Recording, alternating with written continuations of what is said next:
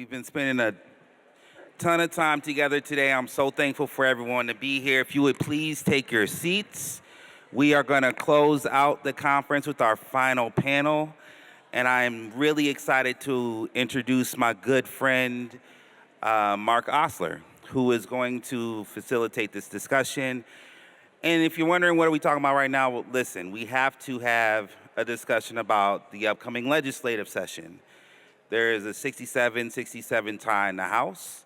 We have a small majority in the Senate. We have, Governor Walz is hoping is taking a nap and is ready to govern again.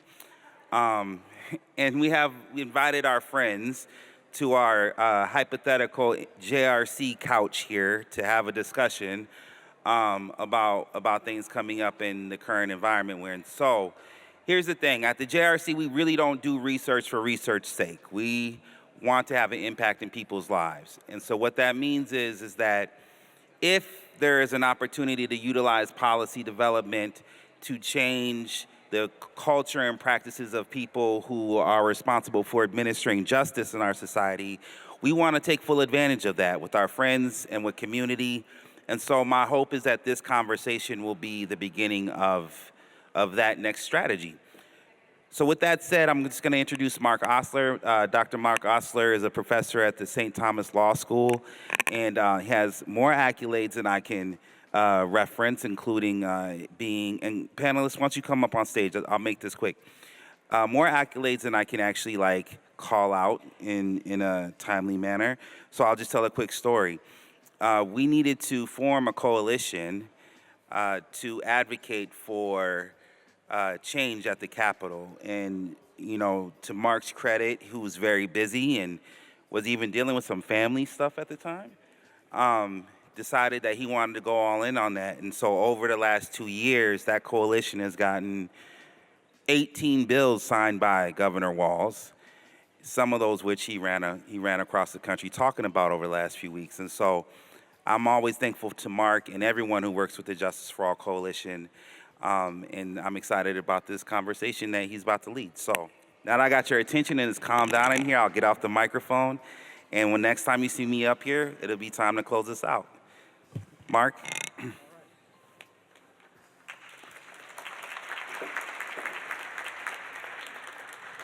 Well, thank you, Justin. I really appreciate that. It's and I'd like to thank the Minnesota Justice Research Center too. And one thing I really appreciate about this group, about the MN and JRC, is that they give us the tools that the rest of us need. I know this has been true for me over and over and over. We've all had the experience of trying to do a task with no tool or the wrong tool. I've personally spent about an hour trying to get a nail out of a piece of wood with a screwdriver.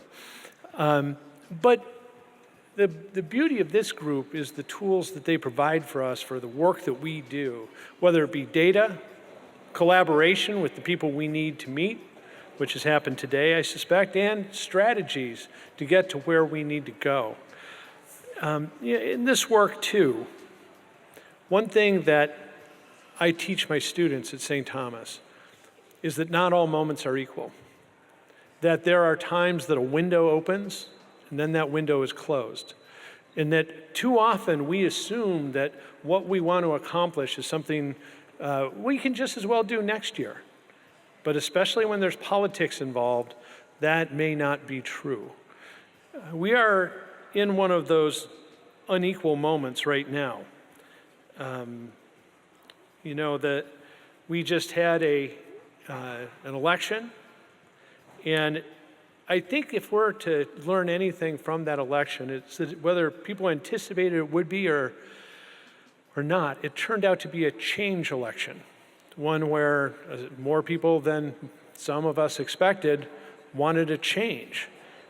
And that presents a certain landscape politically right now that perhaps it's an open window, perhaps it's a closed one.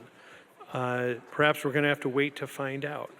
And while 2023, for example, was a time that a window was open, and largely because of the efforts of people in this room, a lot got done. 2025 is going to be a very different situation. And to understand that, we have a remarkable panel today. And I'm going to introduce them in the order in which they'll be speaking. Fatima Moore is the founder and the principal of Firefly Advocacy. She has a wealth of experience in and out of government, both at the city and state level. Chaz Anderson is the CEO and senior principal at Park Street Public. She has extensive experience in the executive and legislative branches and has played a leading role in criminal justice reform in the past several cycles here in Minnesota. Professor Larry Jacobs, the far left of me, is a political science who holds the Mondale Chair at the Humphrey School. He's an author of 17 books, and in 2020, the book that he wrote was titled Democracy Under Fire, Donald Trump on the Breaking of American History, one that may be more relevant than you suspected at the time. But to help us understand what's coming up in the world of legislation, first we'll hear from Ms. Moore. Thanks for that introduction, Mark. Can you all hear me? Perfect. And I feel like I don't belong on this panel, actually. Some pretty amazing people here that I'm excited to have this conversation about. As Mark said, Fatima Moore, principal at Firefly Advocacy, and just a little bit more about myself before I get into the politics and what I want to talk about as well. So I started Firefly Advocacy after working at the Capitol in some form or fashion for about 15 years, and I feel fortunate that I got the opportunity to work on a range of different issues. So I represented the city of Minneapolis, for example, at the Capitol, the city's government affairs team, and worked a lot on public safety, worked a lot on taxes. Think about the Viking Stadium, may have worked on that as well. And so when I left the city, I really wanted to look at doing government affairs work through a social justice lens, and decided that I would put myself out there and form Firefly. And luckily, I've been able to do a lot of work around public safety through a justice lens with a lot of the organizations that are in this room as well. So kudos to all the work that you are doing. Kudos to the MNJRC for creating a space such as this where we could formulate ideas that do get at the systems of the criminal legal system and the penal system, because without the work that they're doing, and they did not pay me to say this, the research that they are also engaged in, we would not have a lot of the progress that we see happening in the state of Minnesota, as well as knowing that what's coming down federally potentially, the great work that Minnesota has done to codify really good policies into law are great for us. And so I'm very happy to be in Minnesota, living in Minnesota right now. So a little bit more about me and what I think really the legislature is going to look like in 2025. Few things. We know that post-election day, the Senate here in Minnesota continues to be held in majority by the Democratic Party, and as Minnesotans call them, the DFL. Specifically, there's a one-seat majority in the Senate in Minnesota right now. There was a seat that was up for re-election, and that seat was up for re-election because a former now senator was running for Congress. She won that congressional seat, and so because she was running, though, we needed a special election to take place. That special election took place, and a former senator named Ann Johnson Stewart won that election seat, and so we continue to see that the DFL is held by a one-seat majority in the Senate. In the House, however, the demographics, the dynamic is going to look a lot different than we've seen for a very long time here in Minnesota. After the election results came in, and there are some recounts as well, we have learned that in the House of Representatives, and for our members of the House of Representatives, there's now a 67-67 split. What does that mean? That means that the DFL holds 67 seats in the House of Representatives, and the Republican Party, the Republicans hold 67 seats there as well. Well, you may ask yourself, well, then who gets to lead, right? Because usually the Speaker of the House is the party that is in the majority. That's a great question, though. But what I will share, and we have yet to know who the Speaker is going to be or the type of agreement that currently Melissa Hortman, Representative Hortman, and Representative Damith, we have yet to know the type of agreement they're going to get to. We're all waiting, some of us likely even impatiently, to hear what it is they are going to agree to. What we do know now is that in 1979, something similar, well, something like this actually, happened in the state of Minnesota. In 1979, there was an election, and in 1979 as well, there was a split vote. Again, just like we see in the House of Representatives currently. 67 members of the DFL, 67 members of the Republican Party. And the agreement that those individuals then came to was that they would select a member of the Republican Party to be their Speaker of the House, and then some important committees, key committees, think about where a lot of money decisions are made.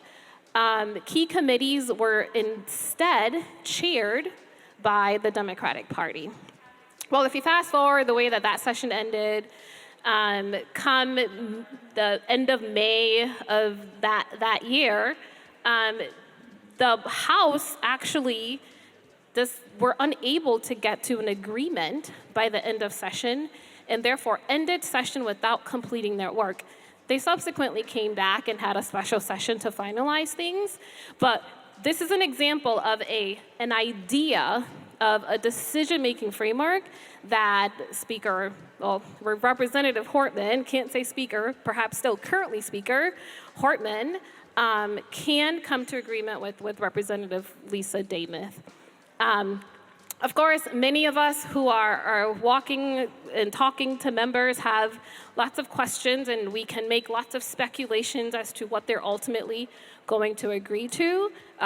We don't know yet, and we're all waiting to hear their agreement because that has a major impact on the types of bills that could be heard in committee. It has a lot of impact on who the leaders are going to be and the types of individuals we're going to be communicating with who chair particular committees. So there's a lot yet to be determined. So again, this is what the legislature is going to look like. We can talk about some more there. If you want to do a deeper dive, I'm happy to talk on the side too. Now, as it relates to the issues that I'm working on, I work on a lot of issues. One of them does evolve around public safety. In the Senate last session, the House was up for re-election, so we relied heavily on the Senate to advance public safety legislation. I expect that to be something very similar that we will have to do in the 2025 session. The Senate is going to be up for election in a few years, but they're also looking at the election results to make sure that they maintain that one-seat majority. Perhaps someone will talk about the potential of a special election that could happen in the Senate as well. I'll hold off on talking about that. I was also asked just to share a little bit about what I hope for out of the 2025 session. And for me, as I think about the election results, and as I look at the makeup of our legislature here in Minnesota, there's a roadmap to really great work in progress that we can accomplish together. I worked at the legislature when we've had a split body, a different body who holds the majority in the House than a party who holds the majority in the Senate. And I have found that, in my experience working within a split legislature, that you can still make progress when you communicate with people. I have found, for example, that there are some things that, now I'm a Democrat, and I'm unafraid to say that, I vote democratically, and yet I am I'm happy to say that there are some things that I actually find in agreement with members of the Republican Party at the legislature, or with even friends of mine who are Republicans too. And we are going to have to be sure that we are collaborating, we're finding shared interests and commonalities, and honing in on those pieces so that we can continue to advance good policies here in Minnesota. I'll stop now and then we can talk. Right, thank you. My name is Chaz Anderson. I really am grateful to be here with you and to talk about making sense of the elections. I'm not sure we can make any sense of this election, but we'll have that discussion here on the panel. When you take a look at kind of where things are at, kind of taking a step back, and I have read a lot of the articles because, when elections end, especially national elections, you read a lot in Politico and Axios from both sides, like how we won the election, how we lost the election. And frankly, you really learn more in losing elections than you do in winning elections, because you actually think when you win an election, oh, I did all these brilliant things, or the team did all these brilliant things, and it probably was just a lot of confluence of luck. It wasn't really maybe brilliance, it was just being in the right place at the right time. And on losing elections, you really kind of peel it back and you say, what did we do wrong? And you really analyze it and break it down, and it kind of makes you better for the next election cycle. So, and kind of reading a lot of the insider takes on what, the Harris campaign said, the Trump campaign said, you look at where Vice President Harris and what she faced in this election was pretty insurmountable. If you look at, she had 90 days to win a national election in 7 swing states and raised almost $2 billion. I mean, if someone would have told you that was what was going to happen in this January, you probably would have said, no, that sounds like an HBO series, or it doesn't sound actually real. But it really was kind of incredible, the series of events that happened over the course of the year, where you had a sitting incumbent president decide, really kind of get pushed out of the race, you replaced by the vice president, and then that vice president just has a short 3 months to run a national campaign. One of the insider accounts that has come out from both the Trump campaign and the Harris campaign was there was internal polling that showed shortly before President Biden left the race that he could potentially lose the race to Trump by almost 400 electoral votes. Now, if you think about that, that means like a state like Minnesota turns red. So really, there was no choice, and the Democrats had to replace the president, and with that, Vice President Harris moved forward. So just in a short amount of time, Democrats were able to kind of change things up. Trump retreated from states that he was going to spend money in. For instance, he was going to spend money in Minnesota until Vice President Harris was on the ballot, and at that point they said, nope, we're going to retreat back to our 7 swing states and focus the election on that piece. So it just is a lot to think about when, there's a lot of kind of sniping of the Harris campaign did this wrong or that wrong, but you kind of look where they had to start. They really had to build a very big, large enterprise in a short amount of time, and to win this election and to get this close is probably, they did a lot of things right. I mean, they did some things wrong, but they were able to turn the ship around and get to a place where they could be competitive and not lose to President-elect Trump by, having him win 400 electoral votes. So I just kind of want to back it up and say, there's a lot of second guessing that could happen, but to get to that situation and to be close on election day, I think is you could say they did a lot of things right. The other thing that you think about at Vice President Harris is no incumbent wants to face this. So one of the things I always ask is your favorabilities. How do you feel about a candidate, right? Unfavorable, favorable. Trump is always underwater under that. Even today, after probably the day he won the election, he had higher unfavorables than he did favorables. You look at Vice President Harris, she was about even on election day. But, that's not really the key measure, because people vote for unfavorable people. They go into the poll and they say, I don't like that guy, or I don't like the woman, I'm going to vote for him or her. What they really, the best measurement to look at is whether or not an incumbent is going to be reelected, is right direction, wrong direction, and how people feel. Is the country going on the right track or is it going on the wrong track? Is the state going on the right track? Is it going on the wrong track? Only 25% of Americans said the country was moving in the right track.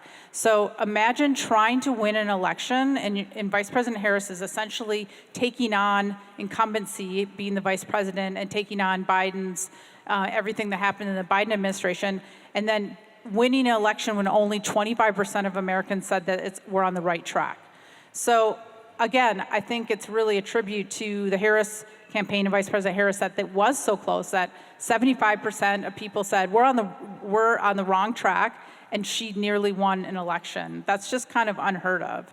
So I just want to set the stage for that, because federal elections trickle down to state elections, and Minnesota is no different than other states. If you look at actually the biggest gains President-elect Trump made would have been actually in New York and California, where he managed to shift the vote in those states 10 to 11% in those blue states. Now, it didn't matter. He didn't win those states. He didn't win the electoral votes. But if you look at the swing states, he moved them much less than he did some of those blue states.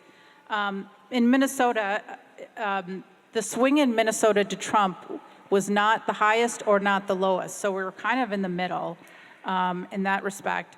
Obviously, we did have some money spent in Minnesota on TV just because the Minneapolis-St. Paul TV market hits Wisconsin. So our neighbors next door had a full-fledged swing election. So we were, kind of able to see some of the TV ads that were running across the country because of Wisconsin. And so really what you see, the results of the state races are a reflection of the federal races. Just taking back kind of like what happened specifically in the Minnesota House races, looking at the numbers and doing some analysis, we have 134 House seats in Minnesota. And when you look at it, about 17 of those seats are competitive, which is mostly legislators who run or candidates who run in safe seats. You know who's going to get elected on election day. Very little money is spent in those races. It really comes down to those swing seats, and that's about 17 of them this cycle, where the caucuses and outside parties and outside groups spent all of their money. Think about it this way. In a competitive seat with 39,000 residents in that House seat, you had seats where almost $2 million was being spent in those seats. So imagine if you live in those seats, you're getting people at your door every day, you're getting mail like you wouldn't believe, you're getting digital. In some of the rural seats, you're getting TV, radio. And so that's really where the control of the legislature is coming in. And so you have to take that back and say, well, how did Republicans and Democrats fare in those 17 seats? The Republicans had to keep the seats they had from 2022, where in 2020, where President Biden won those seats in 2020, but a Republican won the House seat. They had 7 of those seats. So they had to defend those seats, keep those seats in their column, and then they had to go out and win 4 Democrat seats. So 4 seats where the Democrats hold those seats, and they needed to capture those backs. And of the seats that the Democratic Party held, only one of those seats was where Trump won and the Democrat won. So that was a seat on the Iron Range where Representative Dave Lilzegard retired and was an open seat. So what the Republicans had to do to get to the magic number 68, which that's what you need to control the House of Representatives, they had to keep their 7 seats in the Republican column. They had to go out and grab 4 seats from the Democrats. And what did they do? They ended up winning 3 seats, all 3 of those seats in rural Minnesota. So they won rural seats in St. Peter and Winona in southern Minnesota, and then they won that Iron Range seat. And then the other rural seat that was on the ballot that was competitive was a seat in St. Cloud that narrowly went to the Democrats. All of the other seats where they're competitive was in Anoka County and the suburbs of the Twin Cities, where the Democrats won the seats they had to win in those counties to basically bring them to 67-67. So as you can see, it literally was a toss-up. Right now, they have an automatic recount on a DFL seat that Representative Brad Tapke holds. He has a 14-vote lead. I'll tell you, recounts never really change, so I completely expect that Representative Tapke will keep that seat, and we'll have a 67-67 tie. One of the observations, and I think just from the elections, it's like continuing this trend where, really kind of accelerated in 2016. It kind of was always edging that way, but President Trump accelerated that, which is, urban and suburban areas are turning more blue, rural areas are turning more red. Kind of the polarization is now becoming a lot of geography driven, and that continued in all races. If you look across, even in safe seats where the Republican or the Democrat won, they won by higher margins. So that continues in Minnesota and across the country to be something that's a trend that it was accelerated, as I said, in 16, continued on in 2024. And so that's one really big piece of the puzzle to take a look at when we talk about, how different voters votes and trends, is that we're just seeing that ever rural, suburban, urban divide. And I'll say, having, worked in the Minnesota House in a caucus, I think there was a lot of value when, and I feel like this might be aging myself, in the way back files when I worked for a caucus, of having a caucus that had both suburban, urban, rural members in the mix together, because you bring those diverse views that now you see kind of the polarization where you really get kind of one-sided views in caucuses and discussions. So that trend continues. What I will say is, just closing things and handing it over to Dr. Jacobs, what does this bring for the session? I think, maybe the universe decided for the next 2 years they have to cooperate. We'll see what the next 2 years looks like after that, but I think they're calling themselves Republican Speaker Designate Dameth and DFL Speaker Designate Hortman will need to work out a power sharing agreement, and you saw a little bit of that yesterday when they released the committee structure they agreed to. So everything will move very slowly in the House under a very rigid process, because there's no way they can get a budget agreement by one side having everything or not. And so we're going to see co-chairs of committees. You're going to see bipartisan. If the bills move out of the House, they're going to have to be bipartisan. You might see some rogue deal making on the sides on certain bills, maybe sports betting and some other things where you have sets of Republican and Democratic legislators coming up with deals. And I think on criminal justice reform, I always say, whatever, it doesn't matter what the election brings to you, we always have to continue pushing for our work. It's so important. We can't give up just because we might have a divided legislature.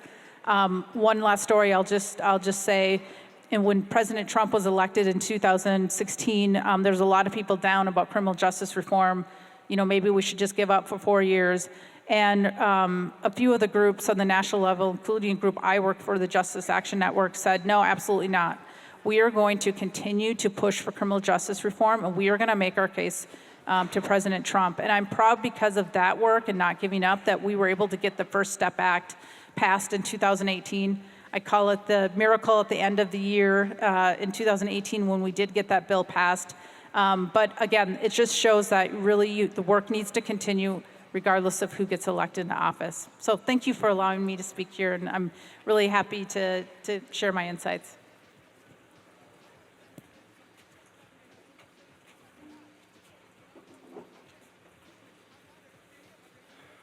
It's good to be with you and with this terrific panel. I want to kind of pick up on what Chaz was just talking about, which is how it could be that after an election that I think was disappointing to progressives and Democrats, it offers opportunities.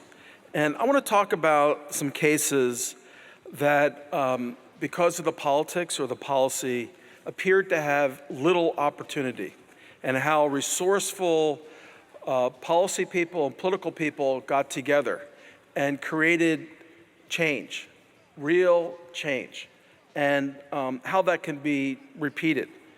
One example is from Social Security's start in 1935. Franklin Delano Roosevelt faced a Democratic Party that was in large part, or had a large faction, from the South, and were white segregationists. And so he agreed, felt like he had to agree, to a Social Security bill that excluded 1/2 of the African-American labor force in the country, 3/5 of the African-American labor force in the South. And if you're looking for a word to describe that, it's hard to imagine that the word racist doesn't begin to encompass that. And yet nothing would have passed unless Roosevelt did that. Now, something happened off the main stage, away from the cameras. It's the subterranean politics that you see in administration. And quite quietly, the Social Security system was set up with a series of procedures that were neutral and that were inclusive. And these procedures created a formula. And that formula, over time, created the most powerful anti-poverty program that America has. And so just for example, today among those 65 and older, without Social Security, we would have 39% who would be poor. With Social Security, it's 10%. Among blacks in America who are 65 and older, 47% would be poor. With the program, it's 17%. Now, this is an enormous change, and it was done against, a defiant Southern coalition of conservative white segregationists. Subterranean politics, something to keep in mind. Health reform that Barack Obama passed, as you remember, he signed into law in 2010, and then he faced enormous opposition, uniform opposition from the Republican Party, which regained control in one of the chambers in Congress, and then President Trump was elected in 2016 with the top agenda item to repeal the Affordable Care Act. It didn't happen. It did not happen. If you look at the impact of the Affordable Care Act, it's had a tremendous, unexpected impact in terms of expanding health insurance access to 50 million people. And this I emphasize, it's produced the largest gains for blacks and Hispanics in health insurance coverage. And it's substantially reduced the disparities between whites and blacks and whites and Hispanics. And so when you look at these figures, it continues during the Trump presidency. So here you had a president who was committed to repealing the act, and yet these changes moved ahead. Subterranean politics, the kind of coalition building that Chaz was referring to was an important part of that. Now, I think there are some important strategies to keep in mind. One is to recognize opportunities based on realism. And if you look at the efforts around health reform, realism turns out to be important because before Medicare was passed in 1965, the failure of national health insurance reform was constant. And then you look after 1965, you have the failure under Nixon and Clinton. It was a misery. And so what you see again and again is a recognition that the problem could not be solved in one bite. It would take an incremental process in which celebration surrounded those steps. That meant narrowing the policy aims, targeting sympathetic groups that were already organized, and looking for ways to contain the cost of the program. This became the model for passing Medicare, for passing the Affordable Care Act. And it became a critical part of the effort to turn the story around on health reform. Another critical element in thinking about how to move forward in times that might appear dire is to think about time. We are focused on the now. And the media always wants to run out and tell a story about who won and who lost. But again and again, we see that the story at now is not the story tomorrow. So think about Social Security, what was passed in 1935. It was a miserable accomplishment, but today it's remarkable. Affordable Care Act, it was signed by President Obama in 2010. It looked for sure gone any number of years for the next decade. And you could pull out the papers and read it. Didn't happen. So what is going on here? And we see again and again the efforts to build coalitions, to find common interests, to recognize that resilience and a determination to move forward was critical. Subterranean politics, particularly in times like this, when there can appear to be hostility in the lawmaking branches, there is that part of politics that is off the front page. And I particularly think about what's happened here in Minnesota with police reform. And this is something where I think Justin Terrell has been a leader in Minnesota and really a model for around the country. The transformation of the Police Officers Standard and Training Board, or POST, from a sleepy into a dynamic component of managing police conduct is a model. This is how you make change, and you celebrate those changes. And as a result of the changes that Justice and the Post Board have pushed, the Chief Administrative Law Judge has now approved authority for policies governing police licensing and conduct. What does this mean? This means that police officers can be removed even if they're not convicted or even disciplined by their department. This is the beginning. This is what change over time looks like, even if you feel that you didn't get what you wanted at the outset. Again and again, we've seen this, whether it's Social Security or healthcare or changes for those who have been incarcerated. One last example.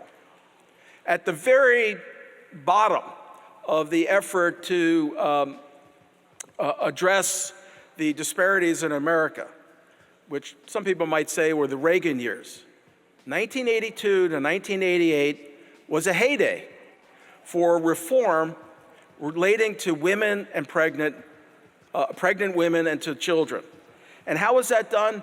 Because there was a bipartisan coalition during the Reagan years to extend the Medicaid program to cover millions and millions of people. It wasn't a front page story. It was worked through subcommittees in Congress and eventually got support as the churches and other civic groups got involved. Who wouldn't want to help pregnant women and children? That was the cry. And you saw Catholics coming together with Protestant groups and a really kind of a strange bedfellows. That's what's possible. So my lesson from this is very much there is no obstacle. This is a time to think about how to tailor policy aims to the political conditions, how to work in a subterranean way outside of the harsh spotlight of a media that is always looking to embarrass and to set things back. This can be done.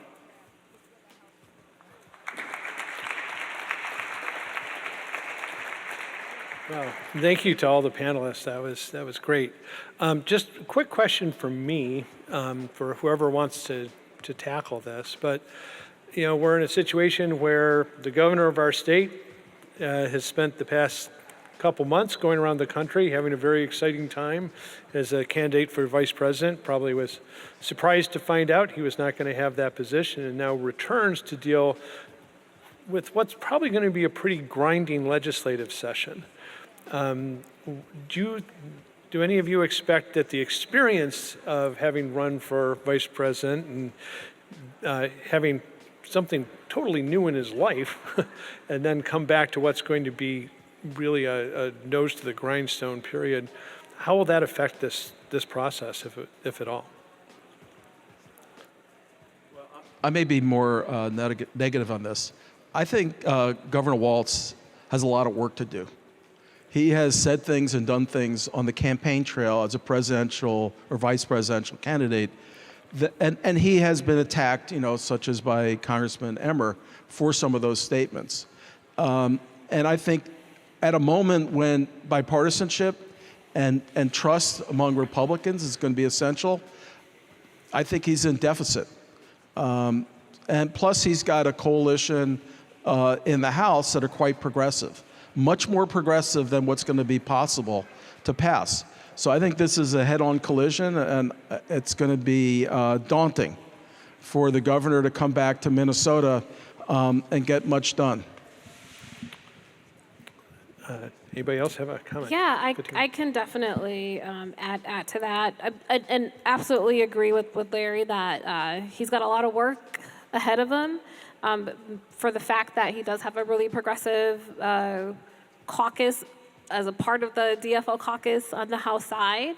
Even some really more liberal-leaning members in the Senate as well.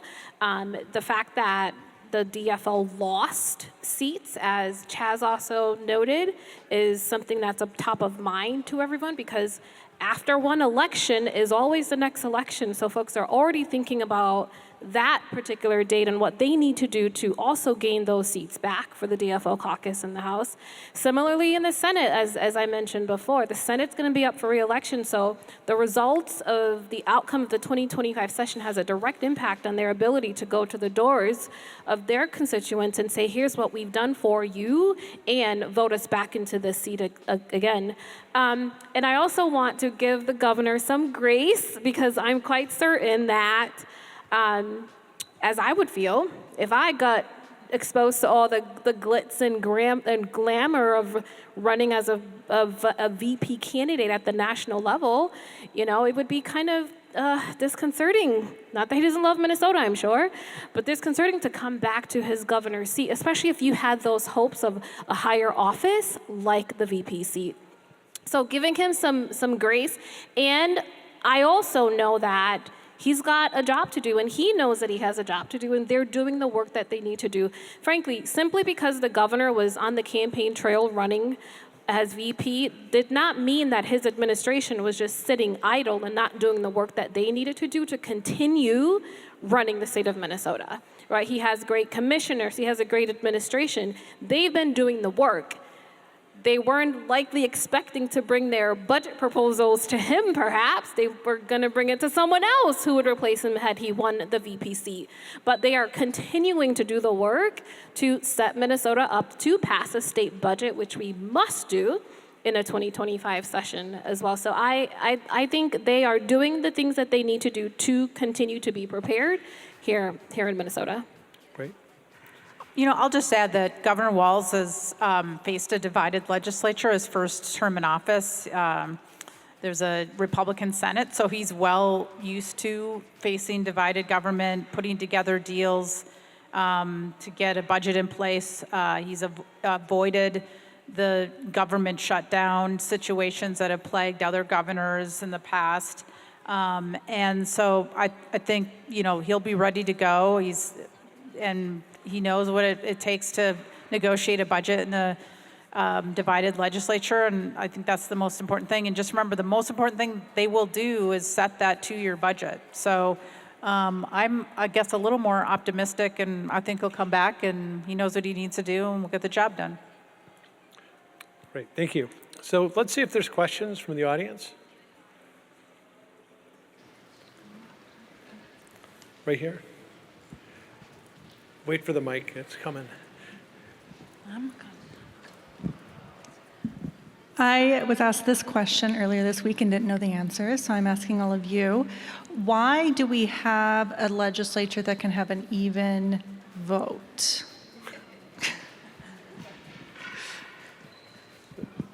Is the question, why do we have a legislation? Oh.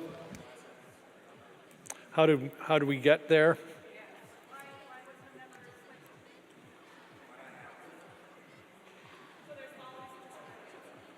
The thinking behind it, whether you think it's a good idea or not, was that the House would be, you know, more reflective of the people's sentiment quickly, that the Senate would sit in a more mature position, not swayed by the passions of any one moment. That was the idea behind you know, these staggered sessions. You see that, of course, in the U.S. Congress, where the House is up every 2 years, and senators serve 6 years, and a third are up every couple of years. And it's the same kind of logic. Yeah, I'll just say there's, you know, 67 Senate seats. They each have 2 House House members in those Senate seats. So there never could be a tie in the Senate. There could be a tie in the House. As Larry said, it was really kind of the House is, close to the people. The Senate is not. I will say House members always have advocated for staggered terms for senators because they don't like the fact that they're not up in cycles. So I will say there's always a little bit of rub with the House, between the House and Senate, where the House wants staggered terms and the Senate does not want staggered terms, because under staggered terms in the Senate, they would have to, every cycle there would be senators up in a staggered way. So the senators resist that with all their might. And was that the question as well? Okay, good. Okay. Okay. Other questions? Well, while you're thinking about it, I'll throw another one in front of the panel. So who are one or two people in the legislature, either the state or the federal, who are going to be especially important, maybe going under the radar right now, especially on criminal justice?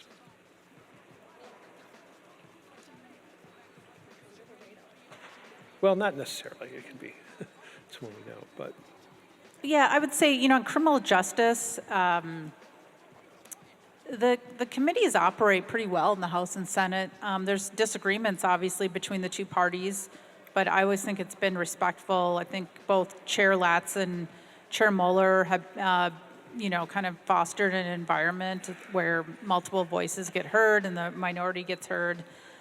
So I think, if you can get, in this legislature where you have 101 Democrats and 100 Republicans, if you can get one person on your side and convince them to sign on to your bill and to get your bill into an omnibus bill and get bipartisan support, I think you're going to do really well in that environment. Remember at the end of the session, I think it was, Representative Mueller for her public safety bill, she had many Republicans, I think 20, 25 or more, who voted for her final bill. So I'm always optimistic. I think there's a lot of legislators who operate that way, particularly in the Senate. They're kind of used to operating more bipartisanly, but I think if the two parties can work together, I think they can get a lot done. I also think, I'll just add this because I was asked this question too. So how will, bills be put together? Will it be, harder for some committees and not for others? And I really think if there's going to be co-chairs of committees, it's all going to be based on personalities. If the two co-chairs get along, they're going to get a bill together fast. If the two chairs do not, it's probably going to be up to leadership to negotiate their bills. So I think a lot of it's going to be personality driven more than policy. Okay. Anybody else have an answer to that? Well, I'll say I think at the federal level, I'm going to be keeping a close eye on Senator Tom Cotton. This is somebody who declined to be considered for the Trump's cabinet, who's been very outspoken on criminal justice, said that we didn't have a mass incarceration problem, but an under-incarceration problem, and who Trump wants to pull close sometimes, it seems. And so that's somebody who could be especially dangerous if he becomes influential within the U.S. Senate. Yeah, I'll just add to that on the federal level. Our neighbor to the south, Iowa, Senator Grassley, is likely to be the next judiciary chair in the Senate. He's actually very reform-minded on criminal justice. He really was an advocate for the First Step Act, pushed it out of his committee when he was Senate judiciary chair in 2018. So I think it's going to be mixed. Obviously, Tom Cotton is the #1 opponent of criminal justice reform in the U.S. Senate, but we do have a lot of good allies on both sides of the aisle on criminal justice issues. Okay. And while not related to the question, I just want to put a finer point on the importance of coalition and having conversations with members of the legislature, be it here or even federally, who maybe don't have that same letter at the end that you would vote for necessarily. Because to Chaz's point, Grassley has been supportive of criminal justice reform work. And so him being a chair of that committee is highly important. Therefore, if you do have issues that you're working on federally, being prepared to have those one-on-one meetings or conversations with him would also be of benefit. Okay. Questions from the audience? All right. Yes, right here. Microphone is speeding that way.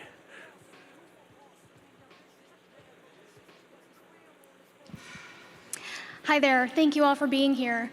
I don't know if you guys were here earlier in the day, but there was a lot of talk about hopelessness about the election, especially among younger people. Is there anything that you would say that you're excited about, or any positives that you're looking forward to with the upcoming legislation session? For hopelessness. And I was, frankly, my comments were geared to just that sort of retreat. When you look back at situations that did seem hopeless, or situations in which the barriers were phenomenal, and many people said, yeah, this reform will be repealed, or, that's just the way it is in America. You found groups of people who formed coalitions, who were resilient, stuck around, and then found strange bedfellows who made enormous changes. Or they set the stage for the next moment, when the window of political opportunity opened and you had a proposal to move forward. So this is not a moment for kind of licking wounds. This is the moment for getting back to work. I mean, I agree with that wholeheartedly. I enjoy having conversations with people who maybe even have different opinions than me. I have a firm belief that for a piece of legislation that I'm working on with members or within a coalition, if I'm working with people who have differing perspectives or opinions about them, what I ultimately get out in the form of legislation is really good legislation, because you're having to factor in and take into account different people's experiences. You're having to think outside of innovative ways than you would be forced to, where you're just moving in the same way with people of similar values and experiences and perspective. And as we think about good legislation and what works for the state of Minnesota, we have a pretty wide breadth of people and experiences. So I'm actually looking forward to having conversations with members, new members, old, current members, who we just want to do the work. Like, I'm really excited about doing the work with people who want to get good policy passed, even when it's difficult. And I also find that it's more exciting when there's a little bit of a rub, too. So that I'm excited. For Minnesota, and even federally, we've been here before. There's a roadmap too, right? Like, I don't know about you all, but I remember day one under Trump's first presidency, right? And so there's a roadmap. We know what is ahead, and so try to be inspired as far as how to offer some sense of hope. Try to be inspired. Try to get around people and talk. Don't isolate yourself. Because you will hear the excitement from other people as well. You will hear these bright ideas begin to become inspired. And that to me is what the work is going to be about, frankly, over the next 2 years, for the next House re-election and Senate, and then for nationally as well. You have a question back here. Hi. Sorry. Wow, that's really loud.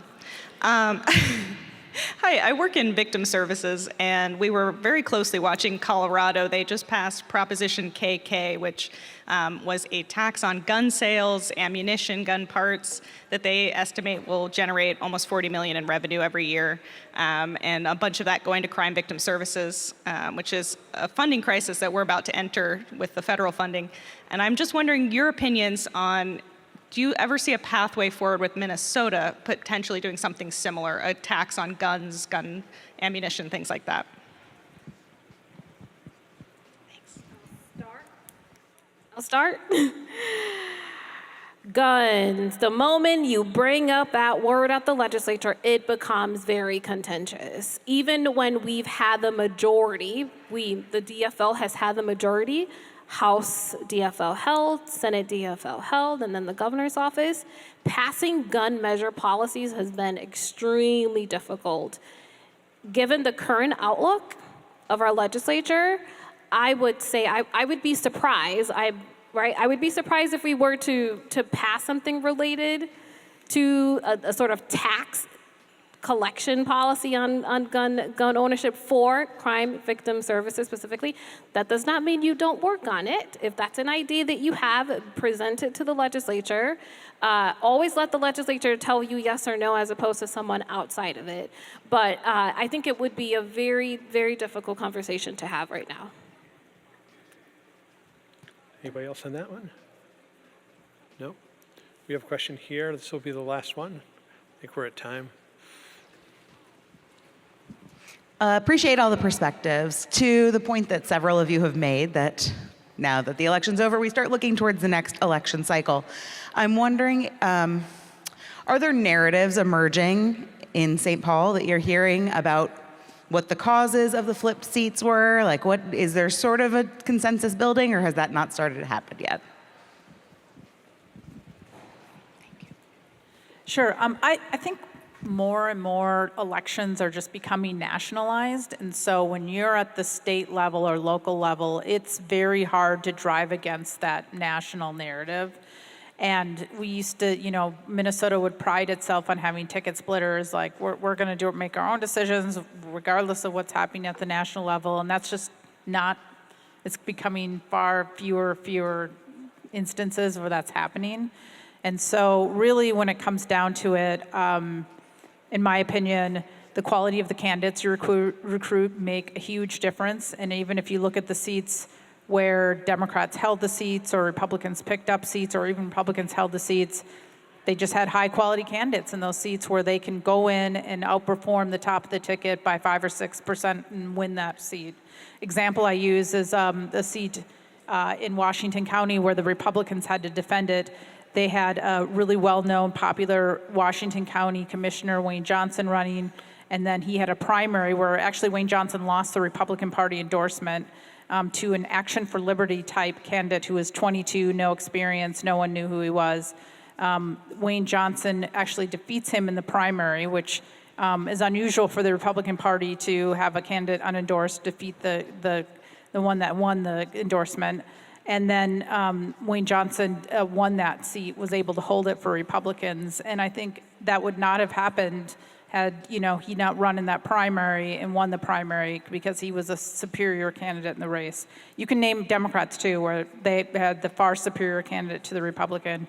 I think the St. Cloud seat was lost by Republicans because the Democrats, because they couldn't recruit a candidate, they had a last-minute candidate file for office.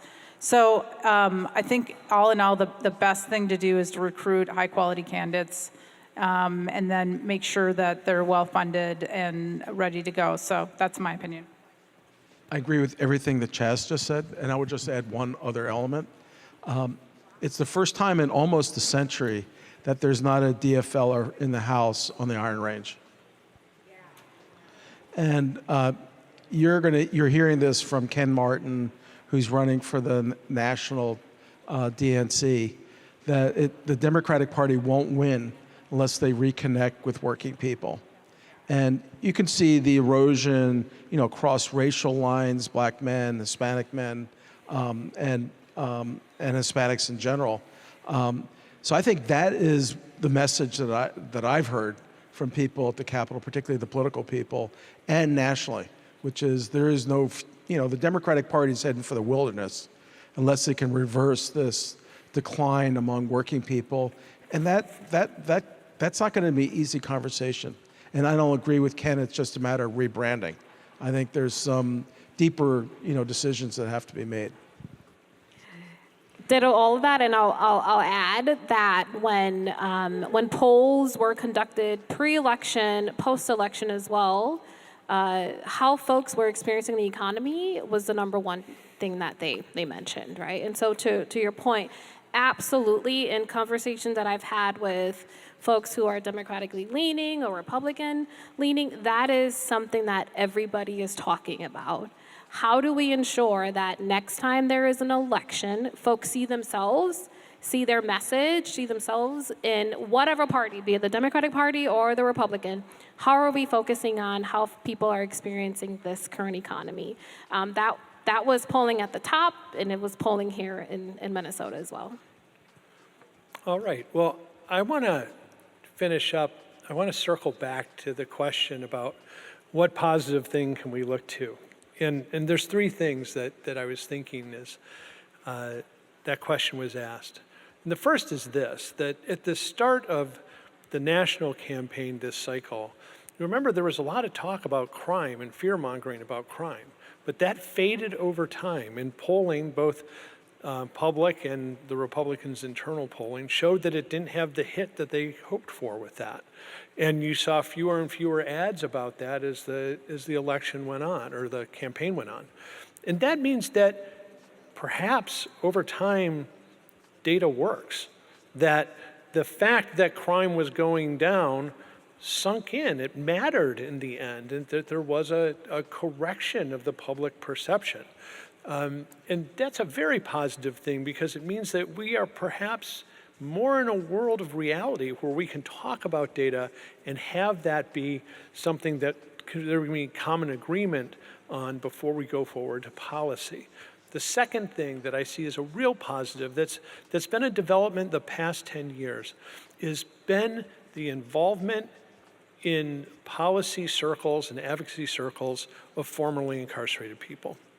That this has been a dramatic change both at the federal level and here at the state, where I believe we've got a formerly incarcerated person both on the Sentencing Commission and on the new Clemency Commission. At the federal level, it's where I do most of my work. It's been transformative. The moral argument that can be made when you go to a decision maker and you have with you someone with lived experience, so that there's a real person who was affected by the injustice that exists, is profound. And it's made a difference, and that is going to continue to be a part of the discussion in a way it hasn't in the past. And then the third thing is simply this. We are here. You all are here. 280 people signed up to spend a Tuesday here talking about these things. And people with different agendas, frankly, who work in different fields, who have different focuses of their work. You know, mine is clemency, but I'm maybe the only one here for whom that's true. And yet we're all sitting together. And we need to recognize how rare that is and how important it is and what a strength that's going to be going forward as we deal with these challenging times. But for now, let's thank this panel and the Minnesota Justice Research Center.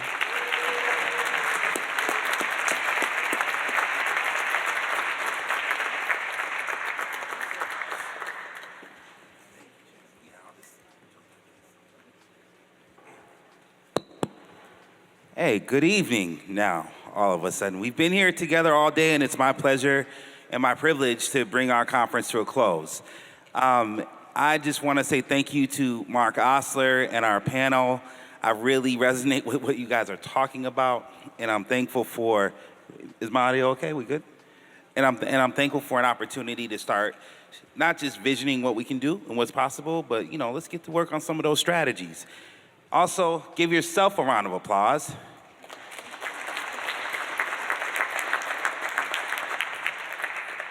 And just the organizer in me, you can feel free to roll your eyes at me, but the organizer in me is not gonna let you out of here without asking you how you feel.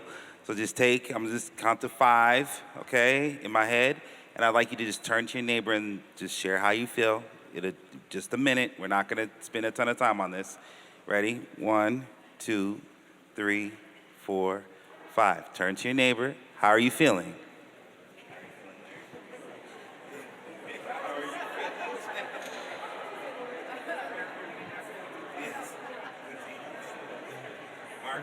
I'm feeling all right. I mean, I'm feeling positive.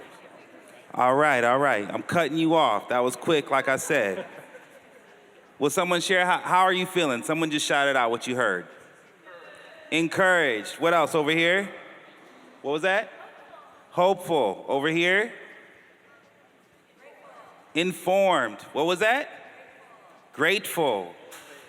I want you to take these feelings with you as you leave the space. And before you leave the space, just a couple quick announcements. 1, someone left their keys in the Johnson room. In the Johnson room, during the last panel, and you can find them at the registration desk over here. Number 2, if you are not in a rush, it'd be great if you joined myself and my colleagues at BW3s right across the street. I will be there having a beer, watching Gopher basketball, which is number 3. They changed the time of the Gopher basketball game, so just know that there's gonna be a lot more folks on campus in a moment.